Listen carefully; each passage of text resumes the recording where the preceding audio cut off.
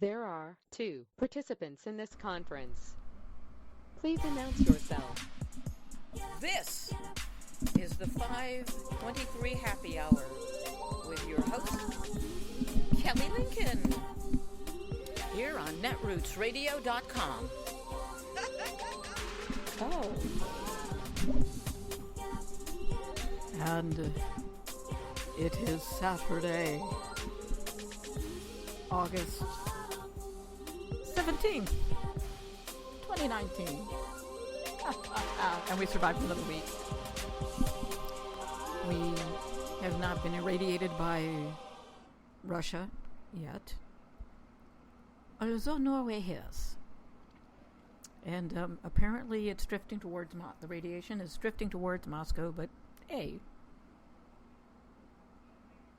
they will all move to Kentucky. Hi there. Happy Saturday the 17th. I don't know. It's Woodstock's 50th. Good grief, I'm 14 years older than Woodstock. That's kind of depressing in a lot of ways. I had 50 years ago today, bunch of people got in the mud to play. Actually, it didn't start out as a mud fest, but it ended that way.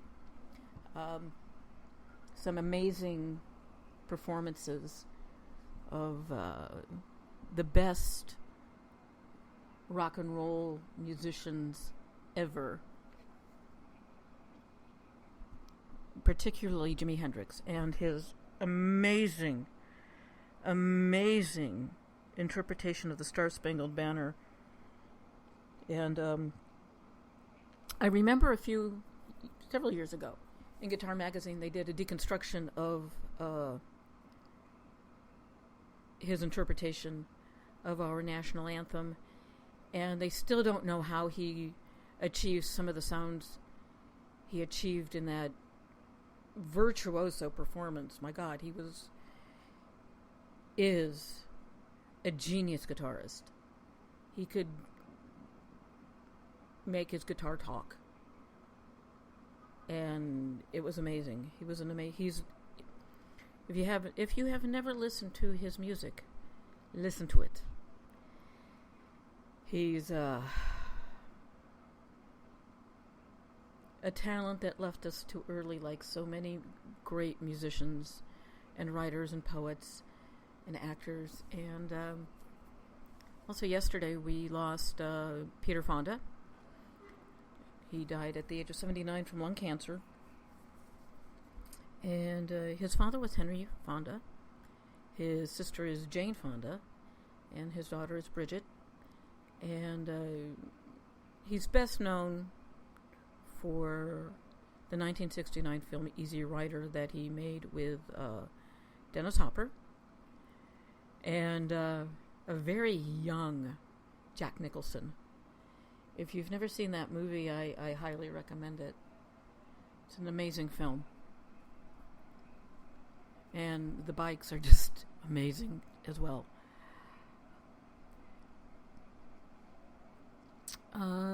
So, now that I've done that,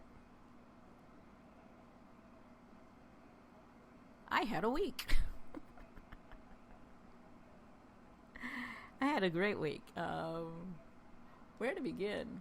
I was out yesterday evening playing with my GoPro Hero 7 Black, trying to, seeing what everything did. So I discovered night lapse, and the drawback, which is a great setting on the GoPro. It allows you to take a time lapse of the night sky. The only drawback is that if you live in a place where there's a lot of light pollution, it doesn't really work. I am sad to say. I have not yet tried it out by attaching it to the my air conditioner, since I live on the 7th floor of my building, and I have a little attachment for the GoPro stuck to the AC. So I can just attach it, and I can aim it up, and because I'm above all the street lights, maybe I can get something. I mean, there will be ambient light from the windows of the apartments across the way. And, the basic spill light that you get in a city. But who knows, maybe I will actually be able to get some star movement or a cloud movement, or who knows what I will get when I wake up in the morning and discover that I have like several thousand images. Because what this does is that it takes still pictures and then puts them all together. Basically, it's a time lapse, but done at night. And so I'm going to continue playing with that, and I'll let you know how it goes, and I'll maybe even post the results if I like them, or if I just want you to come online and come over to my Facebook page and mock me. I'm very mockable. So mockable. Let's see what else is happening in my life this week. Oh, yes. I started writing very short stories. I read those last week. Haven't written anything since last week, but that's just how I run. And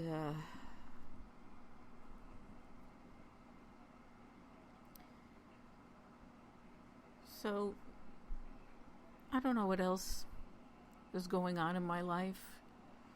The biggest issue I've got, and I don't talk about it a lot. Well, I do talk about it a lot. Is my TBI, or the unquantifiable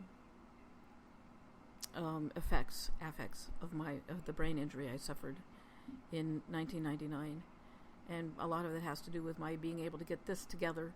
So when I get actually to a show, for me it's a big achievement, because it takes me a while to get started, a long while to get started.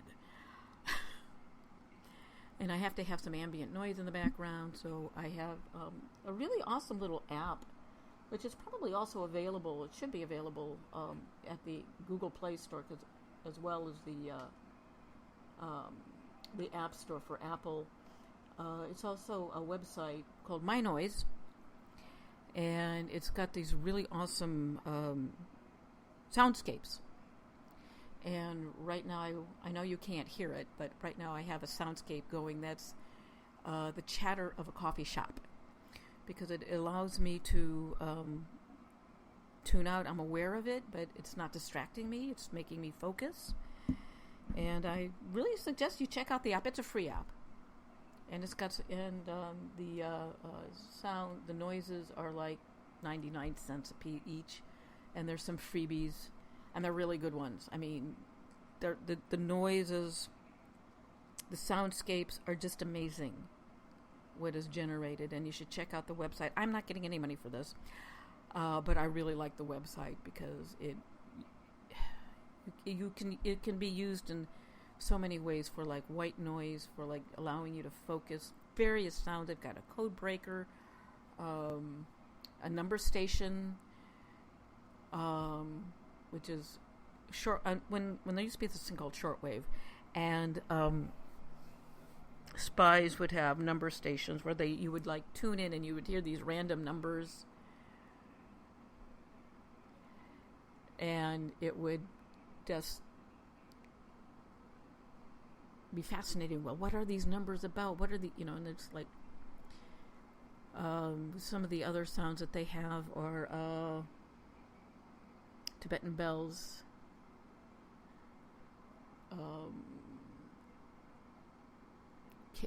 sounds in cave, the ambient sounding in a cave, white noise, binaurals, ship sounds, rain without getting wet. I mean, it's an amazing website. It's an amazing little app, and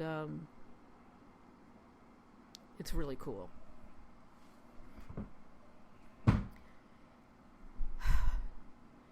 I always find that when I am sitting, I am standing up now, that I find it actually easier to talk when I'm standing up, because I don't know. My parents always said I had brains where I sit, and maybe that's the case. Maybe my speech center is in my butt. I've often talked out of it, but so, maybe that's how it goes. What to talk about. Tofu. Mock meats. On today's show, I know I haven't done this often, because I really don't know what I'm going to talk about until I actually start yammering. But one of the things I keep trying to talk about is language abuse and how we tend to amplify things that we shouldn't. And I've also been rereading Noam Chomsky's Media Control, and this was actually written in 1991. And it's I have the second edition of it, and that was printed in 2002. And it does reprint it. He didn't do any revisions because he doesn't talk about the internet, but he talks about the bewildered herd, which is a concept that was created in the early part of the 20th century.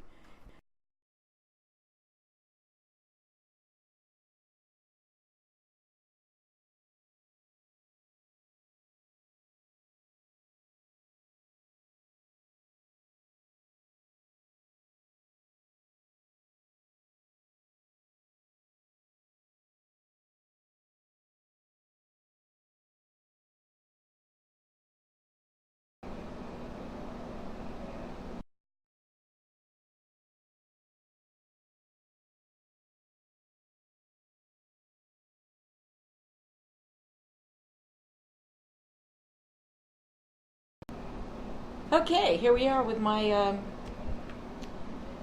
don't know if you can hear me now, but I am now using the built-in microphone because, like the genius that I am, I managed to disconnect my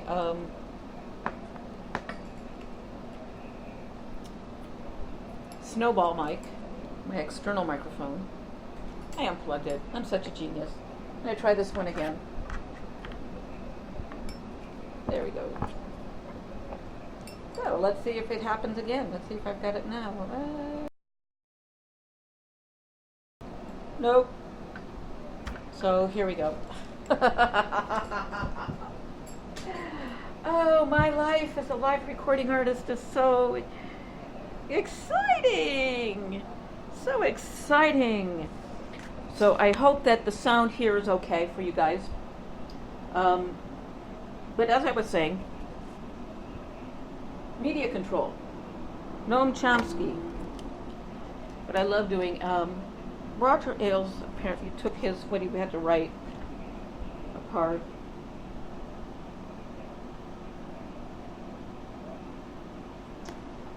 And, what does he say?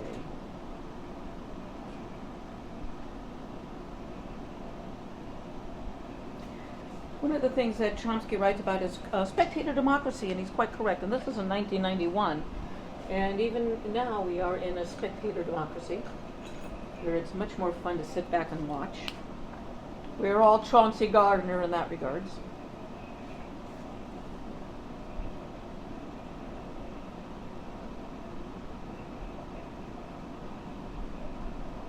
And goes back to Walter Lippmann, who was the dean of American journalists, a major foreign and domestic policy critic, and also a major theorist of liberal democracy. Well, he argued, this is Noam Chomsky's progressive. So,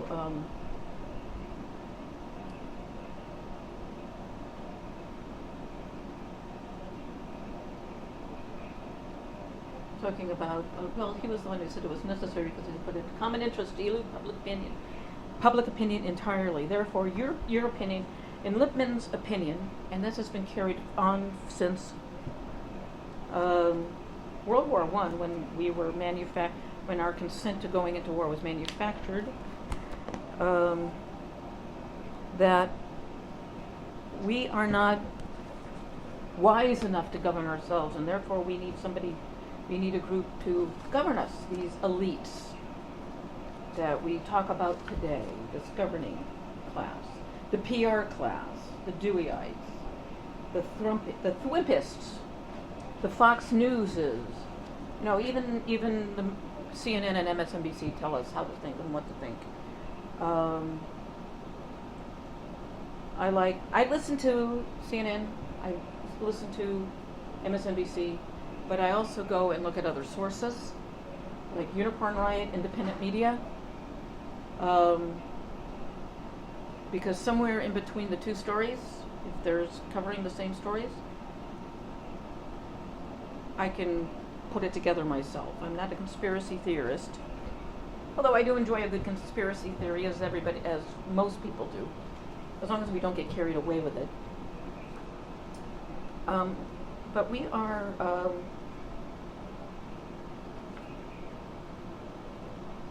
well, let's see, what does he say here? I didn't do all my highlighting here. Let's see.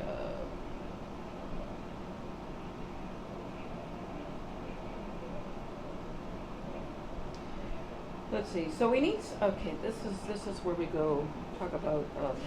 This is also again in Spectator democracy.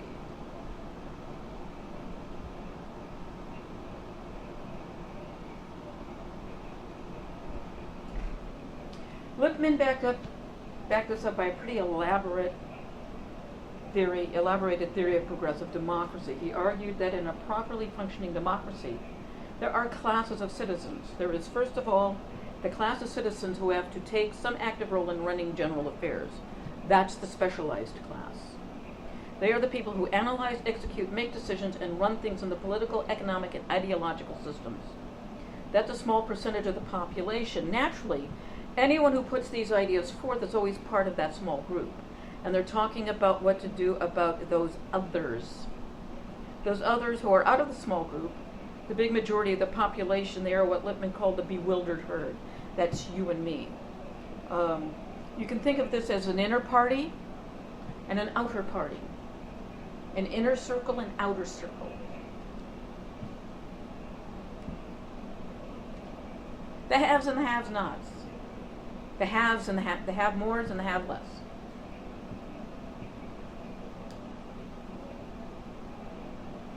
We have to protect ourselves from the, quote, trampling and roar of the bewildered herd. Now there are two, unquote. Now there are two functions in a democracy, and those functions Chomsky has placed in quotes. Specialized class, the responsible men, carry out the executive function, which means they do the thinking and planning and understand the common interests, which we don't have today. We do not have this specialized class in power at the moment. We have members of the bewildered herd. And I mean that, bewildered. Not in, Lippmann, I believe, used the phrase as more as a metaphor. But I'm saying we have a bewildered herd that is running roughshod, that is trampling on our rights and responsibilities as Americans. And I don't have to, and we don't even have to name names to know who I am talking about. Or what I am talking about. Oh, you and I can wring our hands about hate speech, language abuse, the occupant in the people's house. And yet, that's all we do. We now have a stampeding herd of fools running roughshod over you and I and our nation.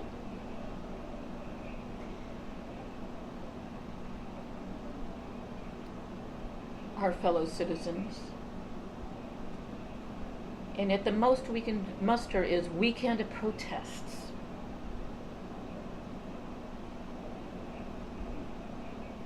How many of us, and I am guilty of this, have not gone down to support the people and stand with the people, with our fellow Americans at the Kremlin Annex. I know what my issue, I know why I haven't. I truly cannot afford it. I really can't. But if I had, maybe 1 or 2 more days of work, I'd be down there. If I had my own business and I could take it on the road with me, I would be there.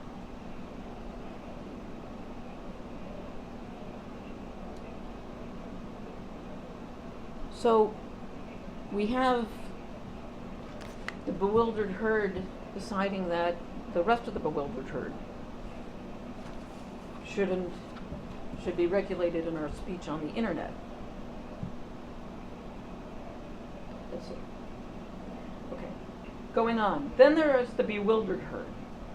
And they have a function in democracy too. Their function in a democracy, you said, is to be spectators. That is, we are not supposed to participate. But we have more of a function than that because it's democracy. Occasionally, they are allowed to lend their weight to one or another member of the specialized class. In other words, they're allowed to say, we want you to be our leader, or we want you to be our leader. That's because it's a democracy and not a totalitarian state, which is what the current stampeding portion of the bewildered herd is moving us towards.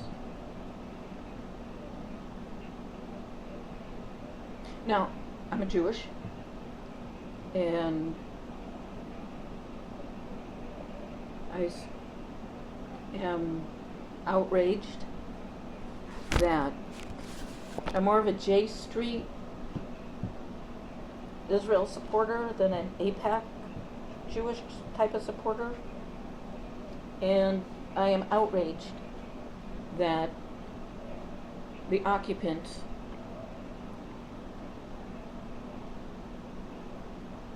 interfered with an American congresswoman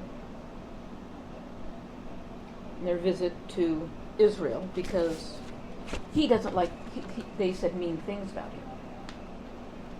And I am outraged that the leadership of Israel bowed to his comments. I have family in Israel. And let me tell you, AIPAC, the American Israel Political Action Committee, which is huge supporter of Israel, called them out on that travel ban because Representatives Tlaib and Omar support the boycott divestment, the BDS movement. And I spoke to somebody who supported BDS, and he didn't seem to have a problem with the fact that due to BDS, that, Palestinians would be losing their livelihoods.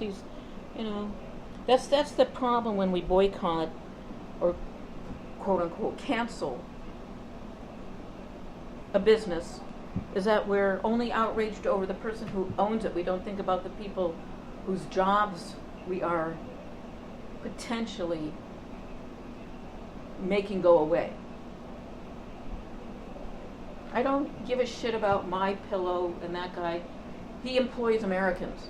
You can boycott. You don't have to buy his pillows. You don't have to boycott him, call him out.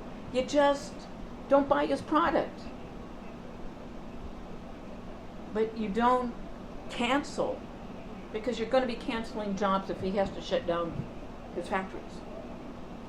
We should be more outraged that Moscow Mitch sold the state of Kentucky to to a Russian oligarch.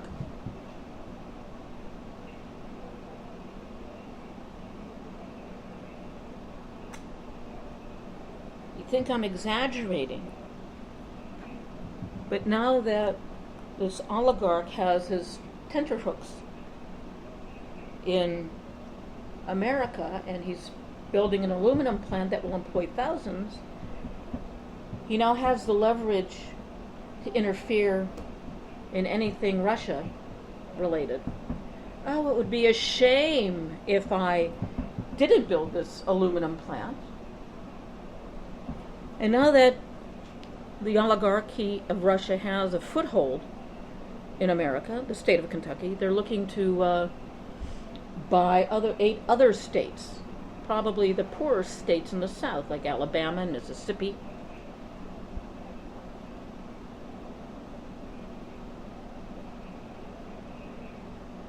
We should be outraged over the fact that our nation is being sold piecemeal to Russia.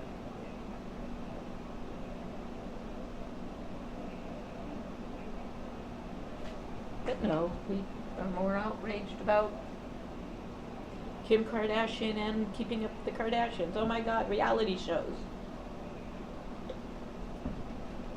That is our distraction. We need to stop looking at the current sad administration as a reality show, because it's not.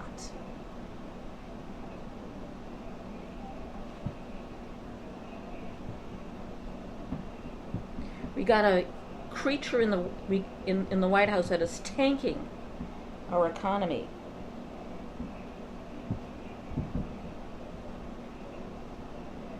And telling men and women who were forced to attend a rally, a speech, well, yeah, you don't go, but you won't get paid. We won't pay overtime. So these men and women show up and pretend to be like, yay, we support you, thwimp, while he condescends. I like trucks. Cranes. And as he says it, he reminds me of one of the characters from the book Wigfield, which was written by Peter Baldinello, Amy Sedaris, and Stephen Colbert. And one of the characters, he's severely impaired mentally, and his big thing is, I like fudge. And every time Thwimp says, I like trucks, I like cranes, I like this, I keep thinking of that character. I like fudge. That's about his speed. And you're listening to the 523 Happy Hour here on netrootsradio.com.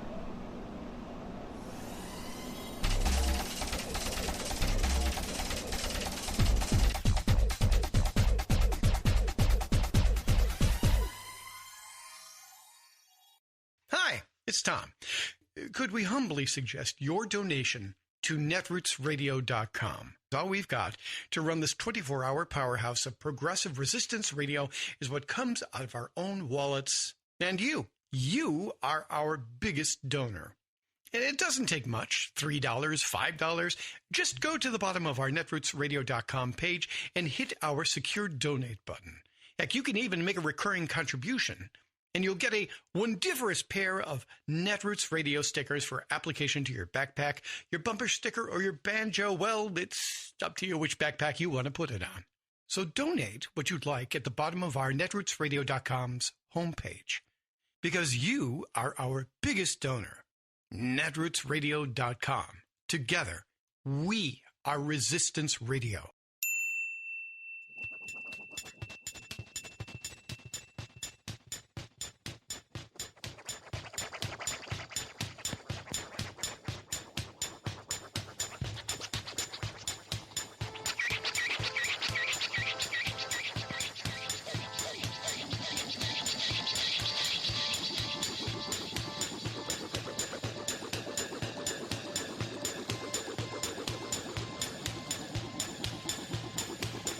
Powered by Unity Net. You are listening to netrootsradio.com. We are Resistance Radio.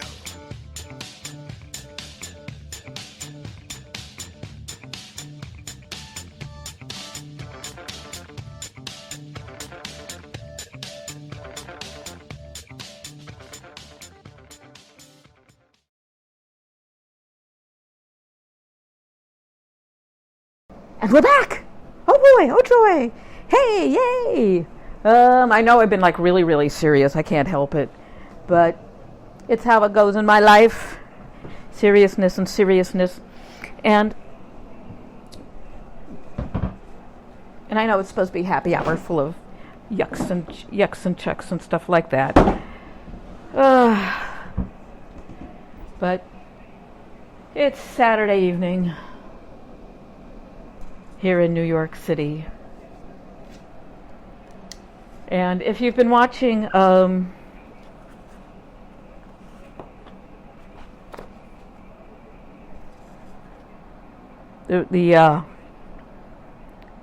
I can't even remember the title of it. That's how much it's big an impact on it.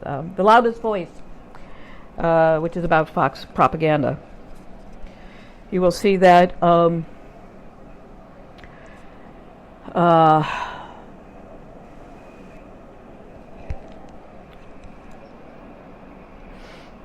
Roger Ailes and Rupert Murdoch learned to read Chomsky, studied him, and put all the propaganda points that he put together into good use.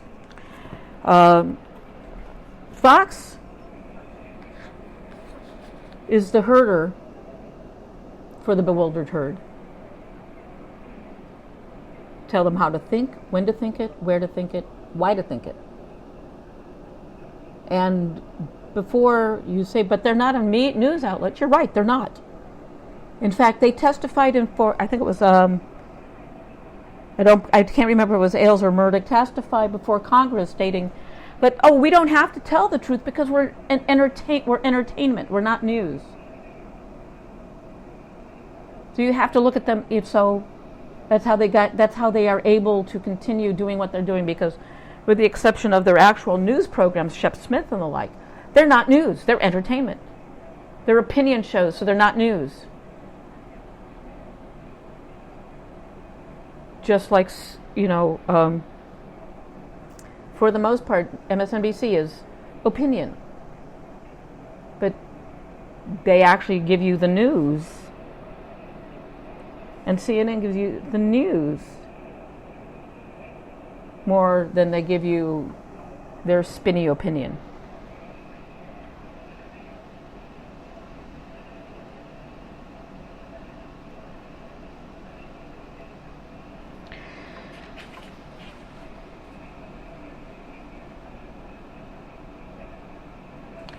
And even on the internet, they're controlled. The herd is shepherded into where to think, how to think,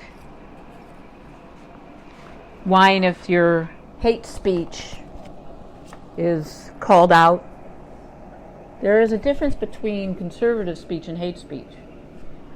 And frankly, there are no conservatives left in the Republican Party. In fact, I don't even think you can call it the Republican Party anymore, because they're lost sheeps. They've been shorn. They fall in line behind a narcissistic, mentally deficient loser. And I will continue to follow George Lakoff's suggestion of not saying his name, of not amplifying what he has to, what Wimp has to say, or any of his ilk.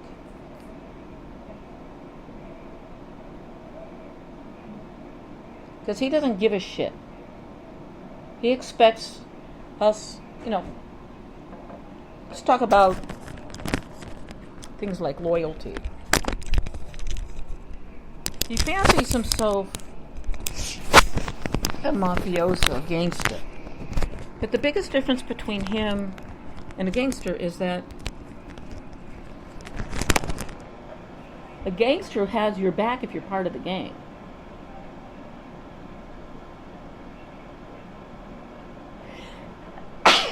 Excuse me. Or,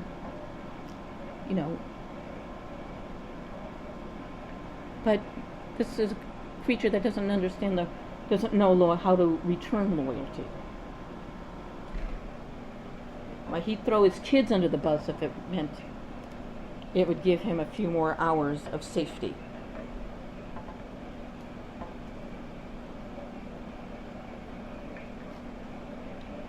And one of the things I'm still trying to get myself to do is to deconstruct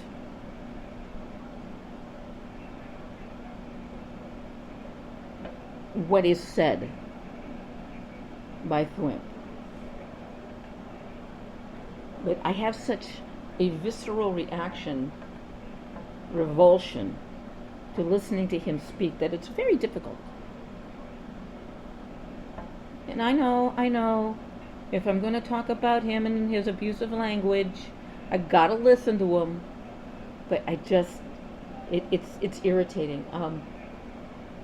Early on in my traumatic brain, with the problems, physiological problems I was having due to the brain injury, was riding the subways was terrible. Was very anxiety-inducing for me, because between the alert that the doors were opening or closing and the wheels screeching on the rails, I felt like my central nervous system was a chalkboard, and the squeal of the wheel on the rails, squeal of the wheels on the rails was like fingernails being dragged across that chalkboard. If you've ever had that sound, you know how it makes you feel. But for me, it was highly anxiety-inducing. And I still have issues with pitch and frequency. And there's just something about his cadence that makes me anxious.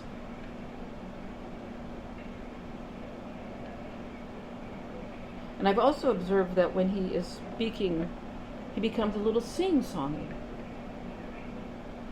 So sad. And he uses the repetition of threes, which is used in advertising like a phone number. The next time you watch a commercial and there's a phone number involved, they may not do it again, but they will repeat something, a specific point 3 times.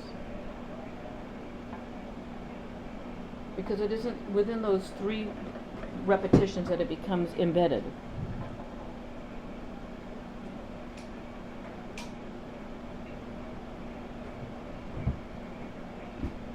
It's a standard thing in comedy to do something, to go for 3s. The first 3 times you say a line that's funny, people will laugh. The 4th time, it's not that funny anymore. But you can call back. If you watch The Late Show with Stephen Colbert, you will see him call back. Some of the stuff, in fact, some of the bits that he does are callbacks to the Colbert Report. If you listen to his cadence on some of his parts of his monologue, he's doing the word. You just have to listen for the rhythms. And again, perhaps that's what I need to do in order to... I'm just thinking aloud right now, because it's just the way I'm feeling right now. And earlier this evening I have it queued up. I want to preface this by saying that I think we need to listen to this. This is the clip I'm going to play. It's 15 minutes. And I know that's a long time for people to listen to stuff, but it's important because it's Franklin Delano, FDR, talking about child welfare. He's addressing us, and it's important because of what is being done to children in your name and in my name.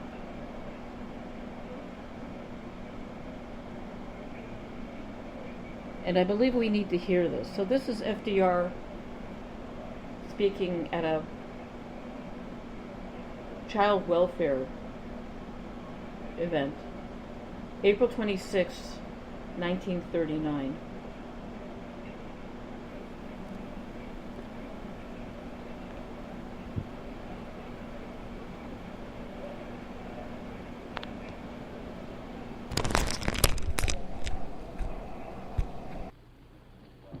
We appreciate the courtesy of the makers of Wonder Bread and Hostess Cake in relinquishing their program this morning in order for us to bring you the following special broadcast. Pretty Kitty Kelly will be heard as usual tomorrow morning. This morning, the opening session of the White House Conference on Children in a Democracy convenes in the East Room of the White House to hear the Honorary Chairman, President Franklin D. Roosevelt, deliver the keynote address. Children in a Democracy. Chairman of the conference, Secretary of Labor Francis Perkins, will present the President. This is the fourth time that a national conference on children has met under the auspices of the President of the United States. 500 members are in attendance from practically every state, Alaska, Hawaii, Puerto Rico, and the District of Columbia. President of the United States.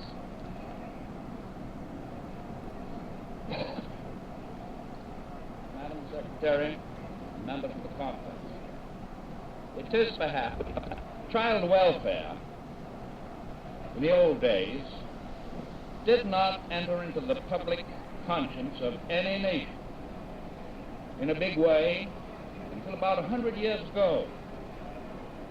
And we know from reading Dickens and the literature of that period that the well-being of children in those early years was principally considered from the viewpoint of schooling, crime prevention, and the ending of physical cruelty to the children. All of them, of course, interwoven with the well-known sentimentality of the good, the ultra-good Victorians. As time went on, some interest seemed to come. Some interest came to be taken in every nation.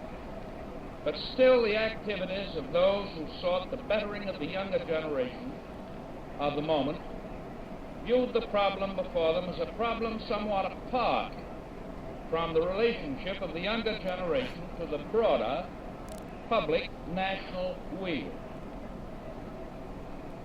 And not so long ago, even at the time of the first Children's Conference to assemble in the White House, under the leadership of President Theodore Roosevelt in 1909, the conditions that surrounded child life were discussed more in terms of child life by itself than in terms of the national community. This was true to a very great extent in the two succeeding White House conferences. And it occurs to me that this, the fourth conference, marks a new and a somewhat changed era. It is still our task to bring to bear on the major problems of child's life all of the wisdom and the understanding that can be distilled from the compilation of facts, from the intuitions of common sense, and from professional skill. This conference, like the others, is composed of men and women having a broad range of experience and interest in matters pertaining to the welfare of children. It is our purpose to review the objectives and methods affecting the safety and the well-being and the happiness of the younger generation and their preparation for the responsibilities of citizenship. But we have gone one step further. Definitely, we are here with a principal objective of considering the relationship between a successful democracy and the children who form an integral part of that democracy. We no longer set them apart from democracy as if they were a segregated group. They are at one with democracy because of two facts. They, the children, are dependent on democracy, and secondly, democracy is dependent on them. Our work will not be concluded at the end of one day or of a few days. It will only have begun during the greater part of the coming year. The members of this conference, representing every state in the Union and many fields of endeavor, will be at work in thousands of places. We shall be testing our institutions and our own convictions and attitudes of mind as they affect our actions as parents and as citizens. We shall be testing them in terms of their significance to the childhood of the nation and therefore the nation itself. In an address on Pan American Day 2 weeks ago, I said men are not prisoners of fate, but only prisoners of their own mind. They have within themselves the power to become free at any moment. And a few days later, in addressing the heads of two great foreign states, I said that I refuse to believe that the world is of necessity a prisoner of destiny. On the contrary, I said, it is clear that the leaders of great nations have it in their power to liberate their people from the disaster that impends. It is equally clear that in their own minds and in their own hearts, the peoples themselves desire it. In providing for the health and education of children, for the formation of their minds and characters in ways that are in harmony with the institutions of a free society, democracy is training its future leaders. The safety of democracy, therefore, depends upon the widespread diffusion of opportunities for developing those qualities of mind and character that are essential to leadership in our modern age. Further, democracy is concerned not only with preparation for leadership, but also with preparation for the discharge of the duties of citizenship in the determination of general policies and the selection of those persons who are to be entrusted with special duties. Beyond this, democracy must inculcate in its children capacities for living and assure opportunities for the fulfillment of those capacities. The success of democratic institutions is measured not by extent of territory, financial power, machines, or armaments, but by the desires, the hopes, and the deep-lying satisfactions of the individual men, women, and children who make up its citizenship.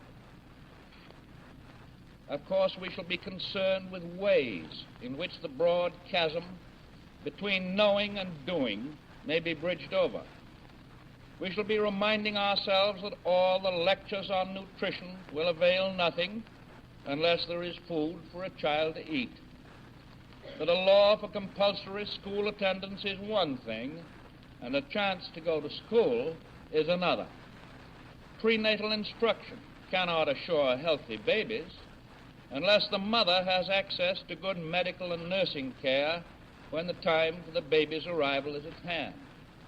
We know how to budget a family's expenditures.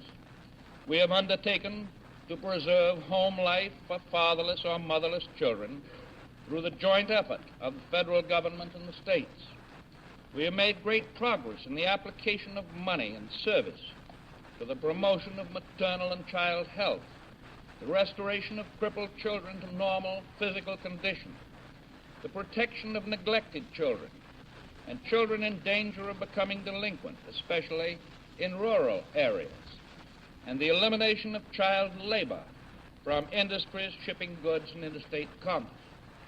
Yet, after all has been said, only a beginning has been made in affording security to children. In many parts of the country, we have not provided enough to meet the minimum needs of dependent children for food and shelter and clothing. And we still haven't. Contribution toward their care is even less generous than its contribution to the care of the aged. It is not enough, however, to consider what a democratic society must provide. We have to look at our civilization through the eyes of children. If we can state in simple language some of the basic necessities of childhood, we shall see more clearly the issues that challenge our intelligence today.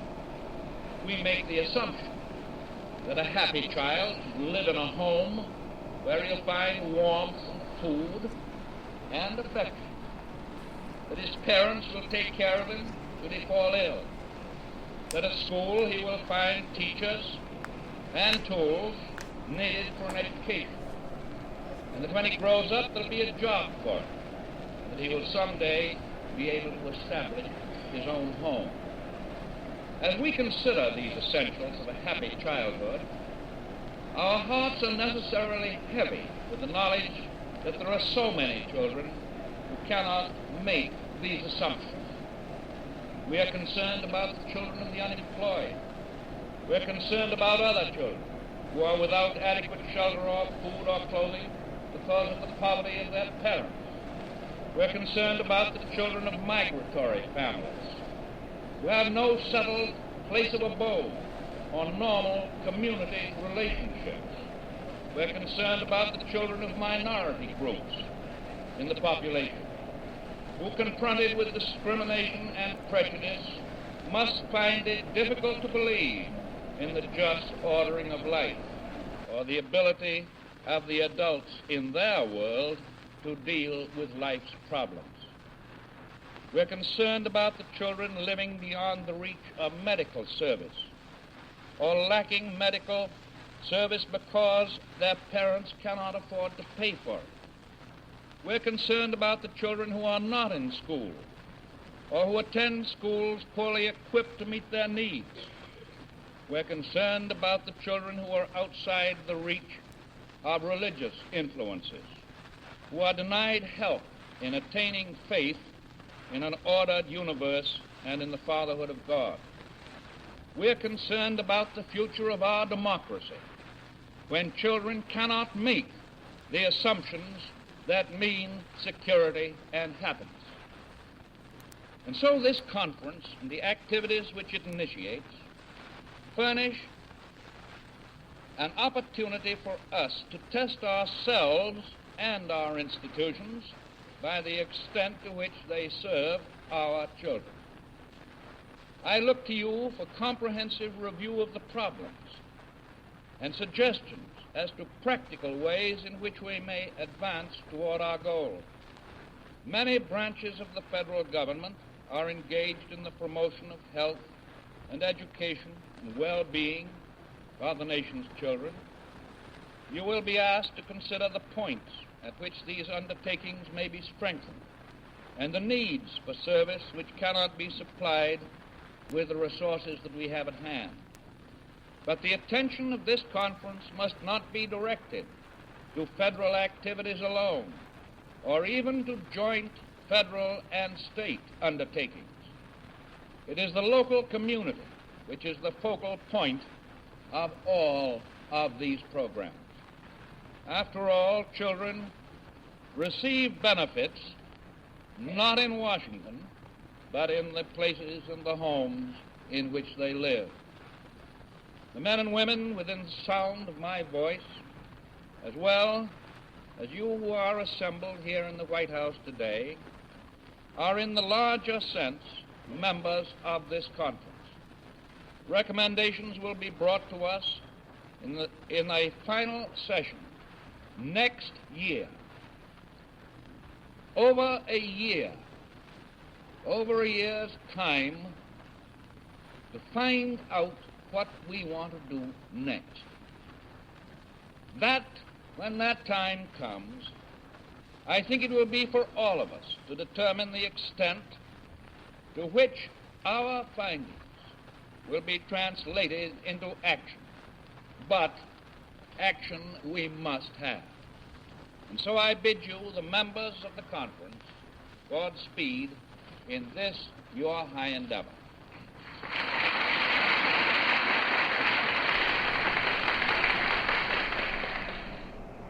And just think about it.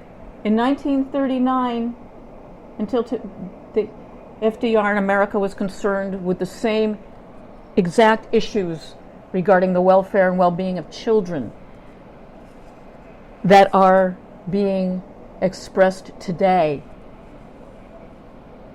for the welfare and well-being of migratory family children, for poor children, for disadvantaged children, for minority children, for children in America. We are still at that point where there are women who do not have access to prenatal care, where there are families that don't have access to health care.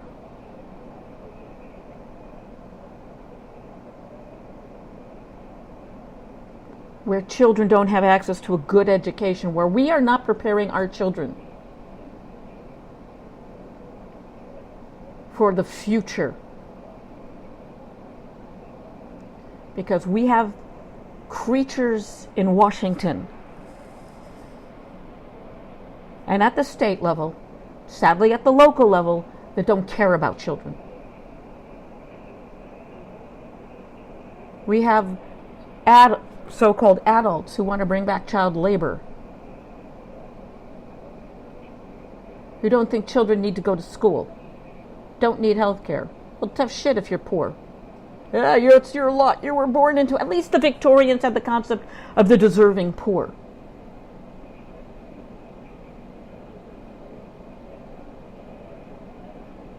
But here in America, we seem to think that the Puritan ethic of tough shit if you don't have if you're not good enough has hold sway.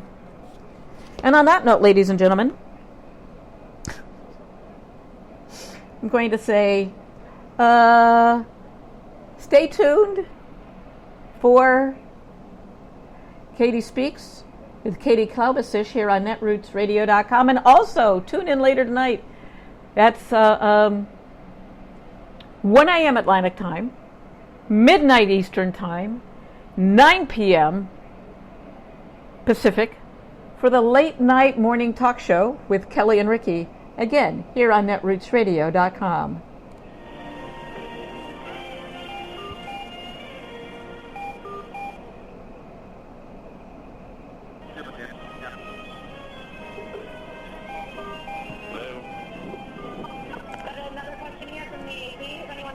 Yeah, the audio's breaking up. Real show and control of the White House.